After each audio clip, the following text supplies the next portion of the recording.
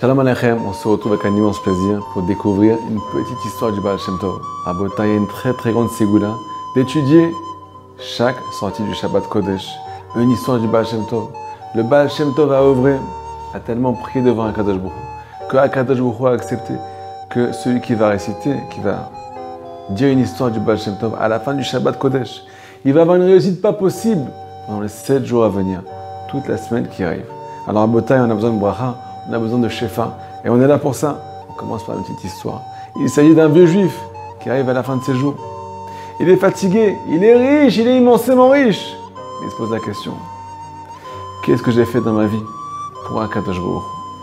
Combien de mitzvot j'ai fait? Combien de Torah j'ai étudié? Et là, il se rend compte qu'il est immensément pauvre dans la spiritualité. Il décide de se prendre en main. Il décide de commencer à préparer sa venue au monde futur. Il a décidé de commencer par la mitzvah de Tzedaka.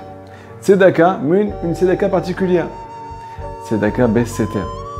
Faire la Tzedaka de façon cachée. Il faut savoir qu'il y a beaucoup de niveaux dans le don, dans la charité, dans la Tzedaka.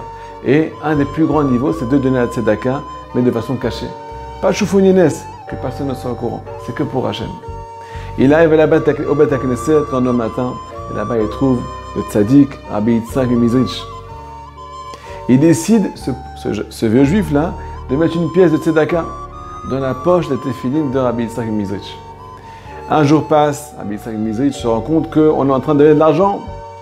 Mais bon, il ne sait pas qui c'est, il ne se pose pas beaucoup de questions. Deuxième jour, encore une fois, ce vieux juif donne encore une pièce. Il la place encore dans la poche des téphilines de Rabbi Yitzhak Mizrich. Troisième jour, ainsi de suite.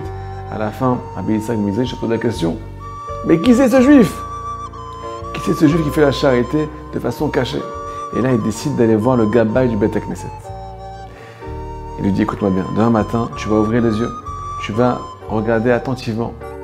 Qui c'est, pendant la tefila, qui place une pièce de tzedaka dans la poche de mes tefilines? Mais tu me le dis qu'à moi. Tu me le dis qu'à moi. Tu dis ça à personne. Baruch Hashem, c'est pas un voleur qui a été dévoilé, c'est celui qui fait la charité. C'est ce tzaddik-là qui a envie de se reprendre, qui a été dévoilé. À la fin de la prière, Rabbi Yitzhak est venu le voir et lui a dit, écoute, si tu veux le prendre en main, je te prends sous mon aile. On va étudier ensemble les Shisha Sidrei Mishnah. Ils ont étudié toutes les Mishnayot. Ils ont tellement étudié, ils sont tellement revenus sur leur étude, qu'il y a marqué là-bas que ce vieux juif connaissait par cœur des passages des Mishnayot. Quand ils ont fini les Mishnayot, ils sont passés à ce qu'on appelle le En Yaakov. C'est un livre qui commente toutes les histoires de la Gemara. Il faut savoir que le Rambam nous dit que le domaine principal dans lequel le juif doit s'adonner dans l'étude de la Torah, c'est en particulier la halachot. Étudier la loi juive. Deuxièmement, étudier les histoires de nos sages. Pourquoi les histoires? Parce que les histoires vont nous aider à connaître Akadosh Baruch Hu, savoir comment Akadosh Baruch Hu gère ce monde, comment Akadosh Baruch Hu dirige ce monde. Et le En Yaakov, c'est un livre qui vient commenter les histoires de la Gemara.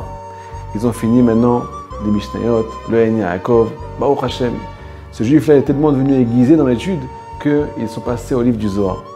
Le Zohar, Rabbi Shimon Bar Yochai, la Kabbalah, et ainsi de suite. Baruch Hashem est extraordinaire, il s'est tellement élevé qu'il a atteint des niveaux extraordinaires dans l'étude.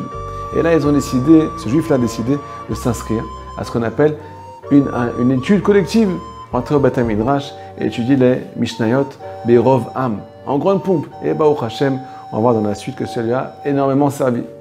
Comme on l'a précisé, cette personne était très vieille. Maintenant, son âme est sur le point de quitter son corps. Rabbi Yitzhak est mis au courant. Il court vers la maison du malade et décide de faire un pacte avec lui. Il lui tape dans la main. C'est un pacte. C'est comme une joie, ce qu'on appelle, comme s'ils avaient juré. Il lui dit, écoute, promets-moi que tu vas revenir. Quand ton âme va atteindre les mondes supérieurs, promets-moi que tu vas revenir me voir pour m'expliquer quel niveau tu as atteint au Gan Eden. Et là, Rabotai, son âme est sur le point de partir. Mais l'habitude dans cette ville, c'était que tous les compagnons d'études, qui ont étudié ensemble les Mishnayot au Beth HaMidrash, viennent autour de la personne qui va partir et étudier les Mishnayot ensemble. Son âme est partie. Pendant les 30 jours après son décès, ils ont tous étudié les Eilou Nishmato pour l'élévation de l'âme du défunt, tout le chasse de Mishnayot. Et là, Rabotai, cette Neshama, elle revient vers Rabbi Yitzhak. Rabbi Yitzhak lui pose la question, quel niveau tu as atteint au Gan Eden? L'âme lui répond, non seulement je suis rentré au Gan Eden, mais je siège parmi les tzadikim. J'ai atteint les niveaux les plus hauts. Je siège maintenant parmi les tzadikim. J'étudie la Torah d'Akadosh Baruch Hu. Il faut savoir que tout ce qu'on étudie en bas, on pourra l'étudier en haut. Ce qu'on n'a pas étudié en bas, on ne pourra pas l'étudier en haut. Dans la Yeshiva Shel Ma'ala, on entend les enseignements d'Akadosh Baruch Hu lui-même au Gan Eden. Mais cette âme a précisé à Rabbi Yitzhak qu'il a réussi à tout réparer grâce à son étude. Sauf une chose. Et cette chose-là a été réparée par l'étude des Mishnayot après son départ. Quand pendant les 30 jours, quand tous les amis ont étudié les Mishnayot ensemble, et nous Nishmato, tout a été réparé. L'histoire ne s'arrête pas là. Cette âme venait voir régulièrement Rabbi Yitzhak pour lui dévoiler comment on étudie la Torah au Gan Eden, comment on étudie le Zohar Kadosh au Gan Eden. Une fois, cette Neshama a mis beaucoup de temps à revenir vers Rabbi Yitzhak. Rabbi Yitzhak lui a posé la question, pourquoi tu as mis autant de temps à revenir? L'âme lui a répondu, parce que tu as dévoilé comment on étudie la Torah au Gan Eden, tu as dévoilé ça à quelqu'un d'autre, et ça t'as pas le droit. Rabbi Yitzhak lui a promis, ok c'est fini, maintenant je dévoilerai ça, je dévoilerai plus à personne.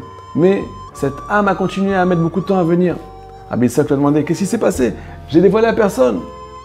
L'âme lui a raconté que elle s'est tellement élevée dans le Gan Eden, dans les mondes supérieurs, que maintenant ça devient très difficile pour elle de revenir dans ce bas monde. Donc il lui a demandé de lui pardonner l'acte, le pacte qu'ils ont fait ensemble, du fait qu'il devait toujours revenir, le voir pour lui raconter les secrets de la Torah et ainsi de suite. Alors qu'est-ce qu'on apprend de cette histoire? Premièrement, cette histoire, elle parle d'elle-même. Ce que j'aimerais vous dire aujourd'hui, c'est que on apprend de cette histoire qu'il faut se poser les bonnes questions. Il faut mettre toutes les mauvaises questions de côté. On a tous des questions à Botaï. Qu'est-ce qui se passe? Comment ça se passe? Ainsi de suite. C'est des questions qui ne nous font pas avancer. Il faut se poser la bonne question. Est-ce que j'ai assez œuvré pour Akadosh Baruch Hu? Combien je me suis investi dans ce bas monde? Combien j'ai étudié? Combien de mes autres j'ai fait? Un peu de tzedaka, beaucoup d'études de Torah. Abotai se prendre en main. Peu importe quel âge on a, peu importe quelle période on passe dans notre vie. S'investir dans l'étude. Être sincère. Ce juif-là, il a été sincère. Il a atteint les plus hauts niveaux au Gan Eden. Il siège maintenant parmi les tzadikim. À la base, c'est Rabbi Yitzhak qui lui a enseigné la Torah. Et maintenant, c'est lui qui vient dévoiler la Torah du Gan Eden à son maître. C'est l'élève qui vient enseigner à son maître. Abotai, ça demande un petit réveil. Se poser la bonne question au bon moment. Batachem pour arriver après 120 ans rempli. Les valises remplies à Abotai. Chazak au Baruch.